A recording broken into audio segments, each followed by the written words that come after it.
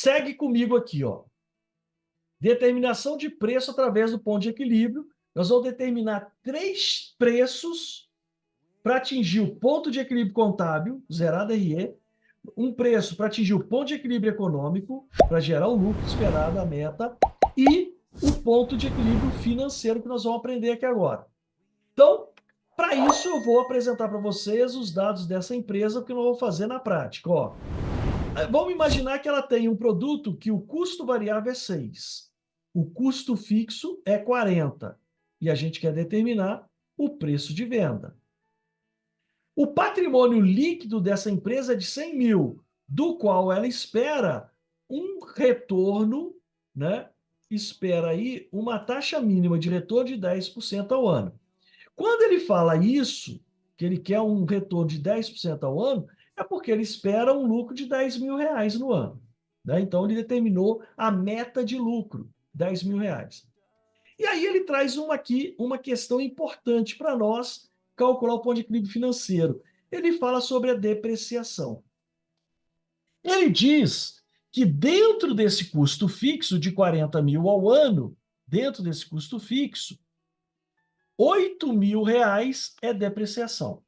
Por que ele está destacando que dentro dos 48 mil, um dos gastos fixos ali, dentro dos 40 mil, é a depreciação? Por uma questão muito simples. É o seguinte: a depreciação é um custo de produção, que representa o quê? O desgaste dos equipamentos e instalações que você tem, que é seu. Então, eu lanço isso como custo para recuperar o investimento feito em máquinas e equipamentos. Mas a pergunta é, quando eu lanço esse 8 mil como um custo fixo, eu preciso pegar dinheiro do caixa para pagar alguém, esses 8 mil? Não, porque ó, o equipamento já é meu. Então, esse é o conceito importante para que a gente possa calcular o ponto de equilíbrio financeiro. Bom, e aí o volume estimado de venda desse produto por ano é 10 mil unidades. Com esses dados, partimos então para calcular primeiro o ponto de equilíbrio contábil. Quando eu falo em ponto de equilíbrio contábil, eu estou falando de uma demonstração de resultado de exercício zerada. Para isso, vou usar a fórmula do ponto de equilíbrio comum, que a gente já conhece, vou alimentar ela com os dados e olha como é que a gente vai ter 10 mil, volume esperado, 10 mil produtos, custo fixo 40, custo variável 6 e eu quero calcular o preço de venda. Então, ó, igual nós aprendemos a fazer, pega o PV menos 6, passa para o lugar do 10 mil, pega o 10 mil, passa para o lugar do PV menos 6. Trocamos aqui os termos. E aí, vai ficar assim, 40 dividido por 10 dá 4.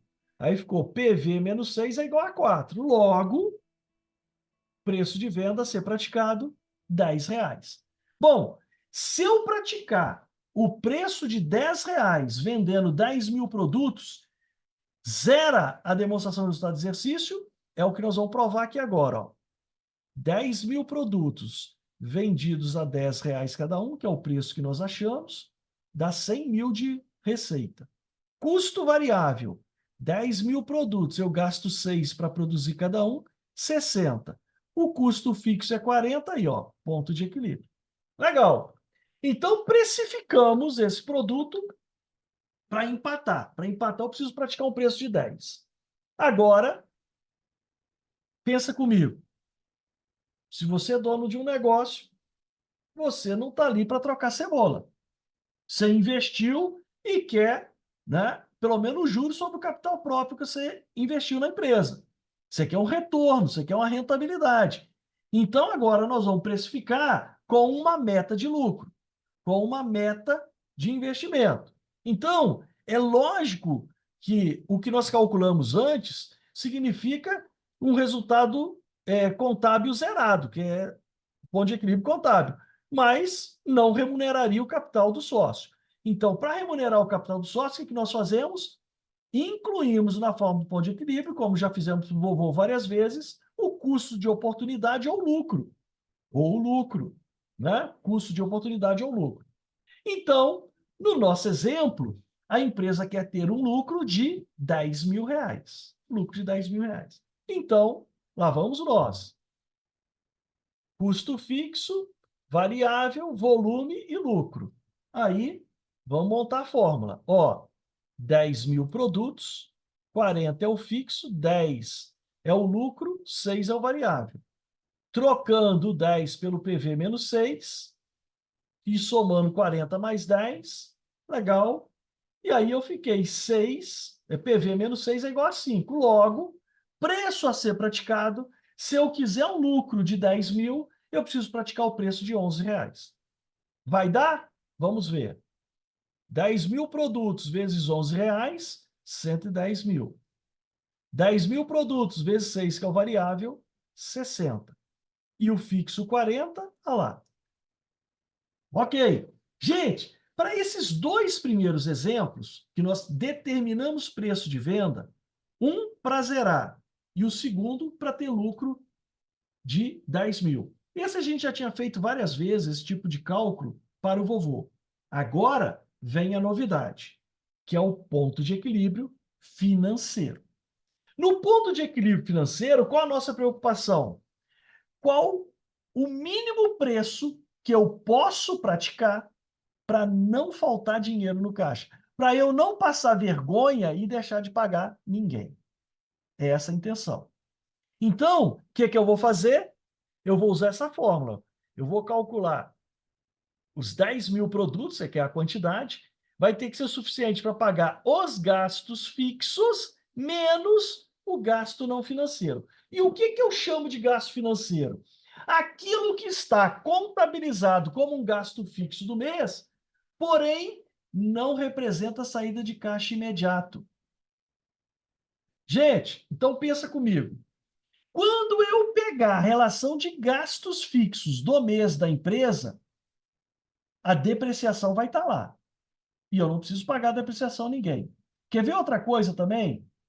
Quando eu contabilizo qual que é o custo da mão de obra, a folha de pagamento, eu coloco nesse custo da mão de obra o salário mais encargos. E quando eu coloco os encargos, o que eu tenho que colocar? Provisão de férias, provisão de 13º.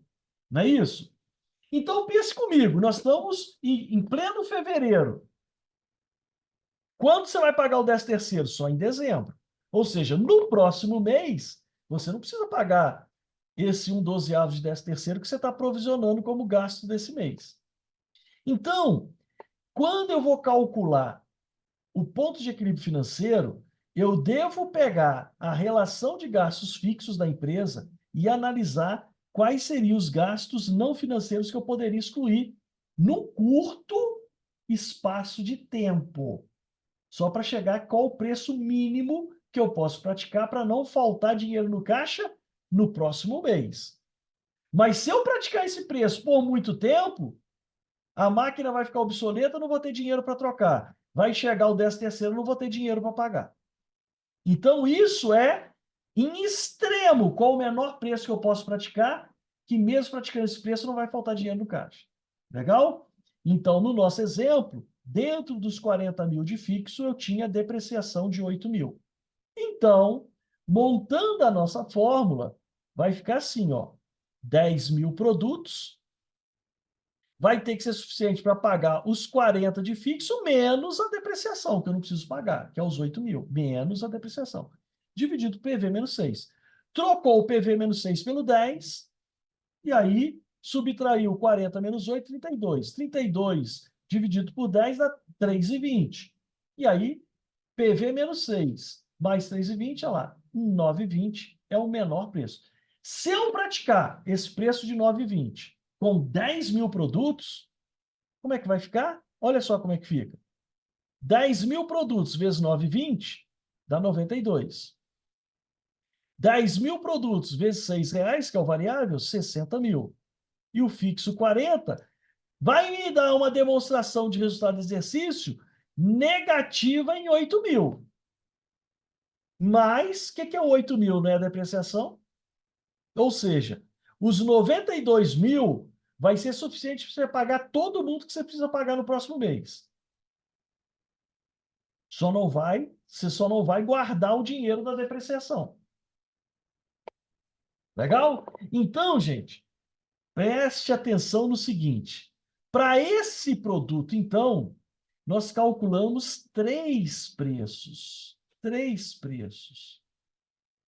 Qual que é o primeiro preço que eu devo praticar? O primeiro preço que eu devo praticar é esse aqui, ó. Eu devo praticar o meu preço de tabela, que é a minha meta de lucratividade. Eu devo praticar o do preço de 11. Não é isso? Tem que praticar o preço de 11, porque eu quero ter o lucro de 10. Agora, se de repente aparecer alguma questão em que a demanda está caindo, eu tenho produto que está ficando parado, aí eu posso começar a trabalhar isso aqui, ó. Entre 11 e 10, eu posso dar desconto. Porque até 10, eu fazendo até 10, eu pelo menos prejuízo não vou ter. Prejuízo contábil eu não vou ter. Agora, se a situação ficar complicada, não estou vendendo nada, e se eu não vender nada, eu vou deixar de pagar os outros, não vou ter dinheiro para pagar. Qual o mínimo preço que eu posso praticar? Eu posso chegar até um preço de curto prazo, né? Estratégia de curto prazo, para não faltar dinheiro no caixa, eu posso praticar até o mínimo preço de 9,20. Ficou claro, gente? Ok? Então, se eu tiver a demanda, quantos produtos, eu consigo calcular 3 tipos de ponto, ó, 3 tipos de preço para o produto. Preço para empatar, preço para ter lucro e preço para não faltar dinheiro no caixa. Beleza, gente? Tranquilo até aqui?